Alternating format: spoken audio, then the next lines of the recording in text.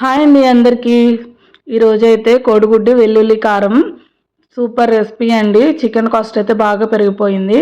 ఈ సండే అయితే చికెన్కి బదులుగా ఇది చేసుకోండి. కాస్ట్ అనే కాదండి, టేస్ట్ కూడా చికెన్ కన్నా బాగుంటుంది.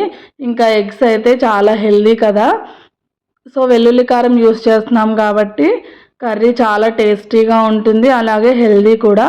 సో దానికోసం అయితే మీ ఇంట్లో ఎంతమంది ఉంటే అన్ని ఎగ్స్ మీరు బాయిల్ చేసుకోవచ్చు, మీ ఇష్టం. సో నేనైతే 4 ఎగ్స్ బాయిల్ చేస్తున్నాను.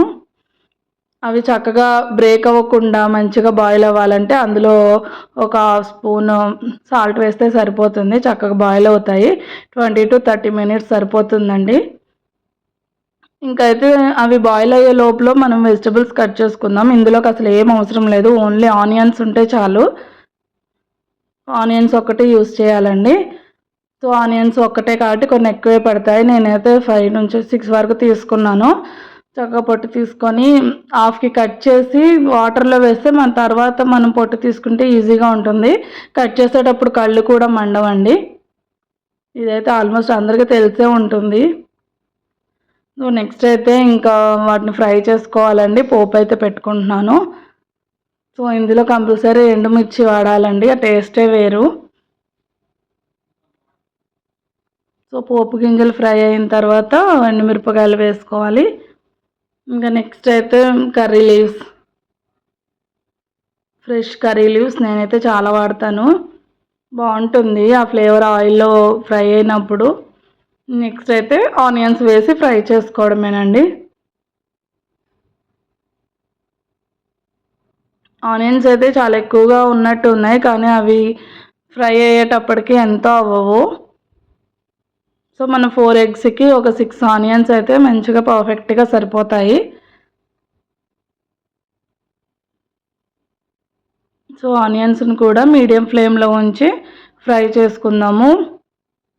మనం కోడిగుడ్డు పులుసు చేసుకున్నా కూడా చాలా బాగుంటుందండి, కానీ అది ఎప్పుడూ రొటీన్గా మనం తింటూనే ఉంటాము. కానీ ఇది డిఫరెంట్, నా స్టైల్లో అయితే నేను ఇలా చేస్తాను. చాలా అంటే చాలా బాగుంటుంది, లంచ్ బాక్స్లో కూడా చాలా బాగుంటుంది. గ్రేవీ అయితే చపాతీలో కూడా తినొచ్చు, అంత బాగుంటుంది అనమాట. సో మనకి ఇవి ఆనియన్స్ ఈవెన్గా చక్కగా ఫ్రై అవ్వాలంటే కొద్దిగా సాల్ట్ ఆనియన్స్ మీద చల్లుకొని ఫ్రై చేసుకుంటే మనకి అవి మీడియంలో పెట్టి స్టవ్ని మనం వేరే పని చేసుకోవచ్చు. అప్పుడు చక్కగా ఫ్రై అవుతాయి, మాడిపోతాయన్న భయం ఉండదన్నమాట. సో ఇవి ఫ్రై అయ్యే లోపల మనం వెల్లుల్లి కారం అయితే రెడీ చేసుకుందామండి. సో దానికోసమైతే నేను రోట్లోనే దంచుతున్నాను, ఎందుకంటే కొంచెమే కదా, మిక్సీ జార్లో అవ్వదన్నమాట. సో వెల్లుల్లి మంచిగా పొట్టు తీసుకొని ఒక 5-6 రెబ్బల వరకు వేసుకోవాలి. మీరు ఎక్కువ మంది ఉంటే ఎక్కువ కర్రీ కావాలంటే ఒక వెల్లుల్లి మొత్తం తీసి వేసుకుంటే బాగుంటుంది. సో అలాగే మనం కూరలో ఏం వేయట్లేదండి, ఓన్లీ ఇందులోనే వేస్తాం కాబట్టి ఎంత రుచిపడా ఎంత సాల్ట్ వేసుకోవాలో అంత కారము ఇంకా జీరా వేసుకొని దంచుకుంటే చాలా బాగుంటుంది, మనకి స్మెల్లే తెలుస్తుందండి టేస్ట్. సో ఇక్కడ ఆనియన్స్ కూడా చక్కగా ఫ్రై అయిపోయాయి. అందులో అయితే పసుపు వేసి మళ్ళీ ఒకసారి ఫ్రై చేసుకుందాము. మనం మధ్య మధ్యలో వెల్లుల్లి కారం చేసుకునేటప్పుడు కూడా మధ్య మధ్యలో నేనైతే తిప్పాను అనమాట. సో మధ్య మధ్యలో చూసుకుంటూ మనం వేరే పని చేసుకోవచ్చు. పసుపు వేసిన తర్వాత వెల్లుల్లి కారం కూడా వేసి పచ్చి వాసన పోయే వరకు ఫ్రై చేసుకోవాలి. వెల్లుల్లి కారం ఇంకా ఆయిల్లో పడగానే మంచి స్మెల్ అయితే కిచెన్ నిండా వస్తుందండి. ఇంకా కర్రీ ఎంత టేస్ట్గా ఉంటుందో అని అనిపిస్తుంది. ఇంకా ఈ కర్రీ చేయడం అయితే చాలా సింపుల్ అండి. ఓన్లీ ఆనియన్స్ ఇంకా వెల్లుల్లి యూస్ చేసి ఓన్లీ సింపుల్ థింగ్స్తో మనం చేసుకోవచ్చు. టమాటో కానీ చింతపండు కానీ అసలు ఏం అవసరం లేదు, చాలా అంటే చాలా బాగుంటుంది.